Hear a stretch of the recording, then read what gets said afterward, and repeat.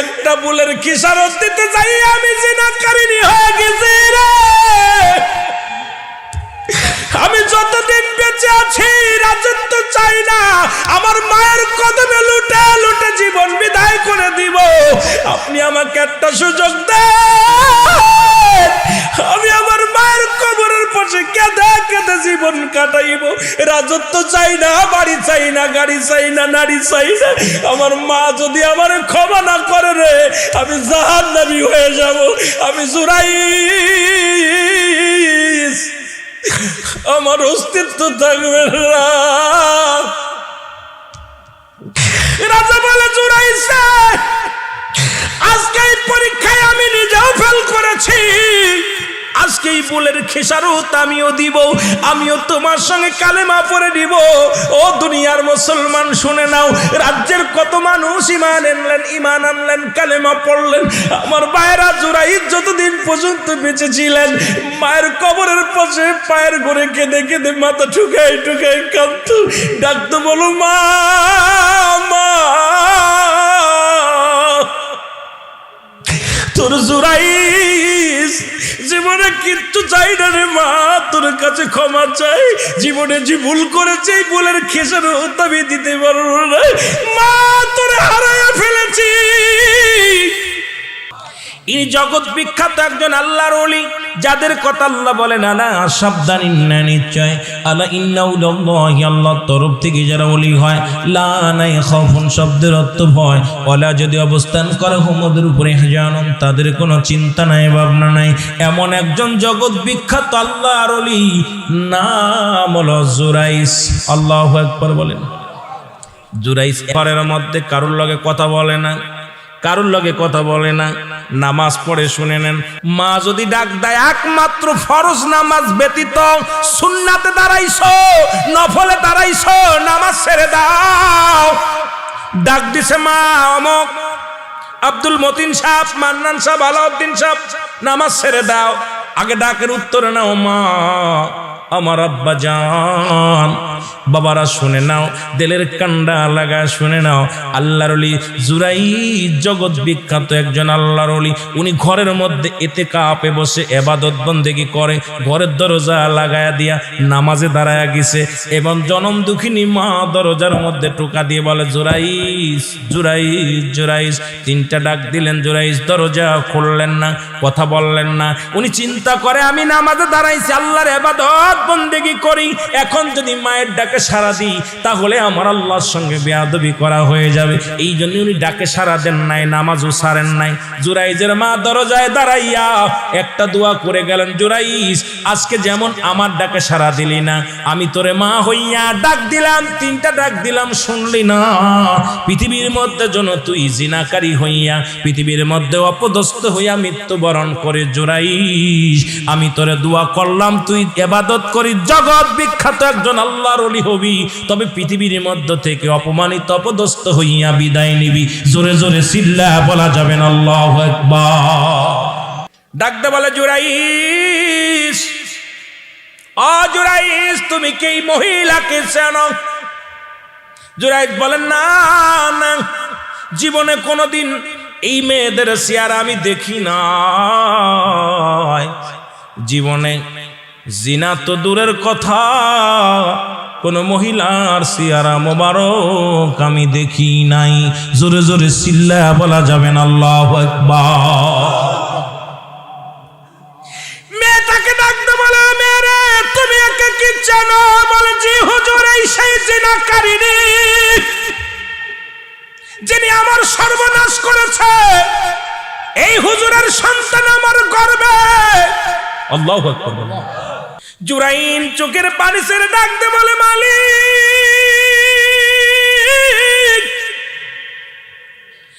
আমার বুঝতে বাকি নাই রে, আমার জনম দুঃখিনী মা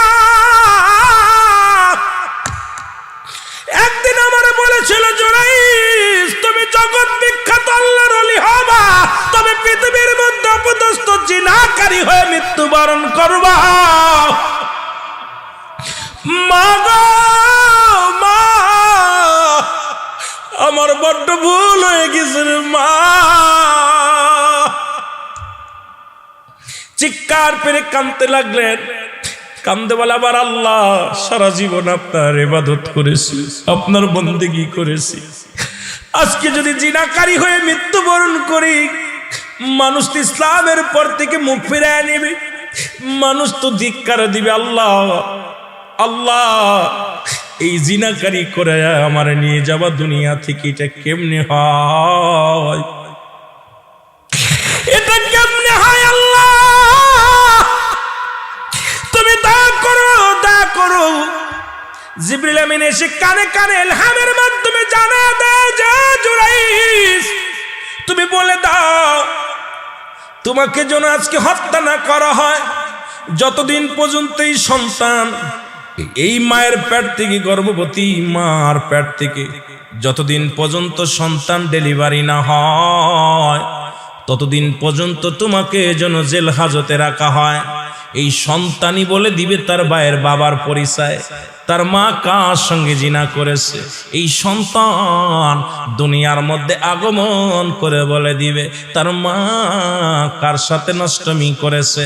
সুতরাং দারবে জুরাইন কয়, হুজুর আমার একটা মৃত্যুর আগে একটা দাবি, আপনারা আমার কোনো কথা রাখবেন না, আমার কোনো কথা শুনবেন না আমি জানি, তবে একটা ছোট্ট একটা দাবি, ওই সন্তানটা যতদিন পর্যন্ত দুনিয়ার মুখ না দেখে ততদিন পর্যন্ত আপনারা আমাকে জেলখানার মধ্যে রাখেন, বন্দি রাখেন, বন্দি রাখবেন। যেদিন ওই সন্তান দুনিয়ার মধ্যে আগমন করবে, ওই সন্তান বলে দিবে তার মার বাবার পরিচয়, ওর বাবাকে, ওর মাকে কিডা ওর মায়ের সাথে ছিল, এটা ওই সন্তান পরিচয় করায়া দিবে।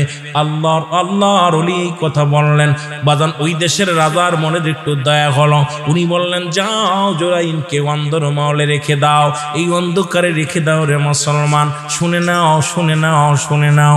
এইরকম 1 মাস গেল, 2 মাস গেল, 3 মাস গেল, 4 মাস গেল, 5 মাস গেল, 6 মাস গেল, 10 মাস 10 দিন পূর্ণ হয়ে গেল।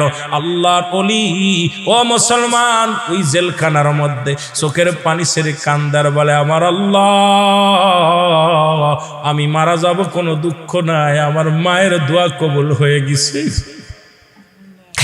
এই জীবনে আমার কোনো দুঃখ নাই, তবে ইসলামের মধ্যে কলঙ্ক লাগলো। আল্লাহ,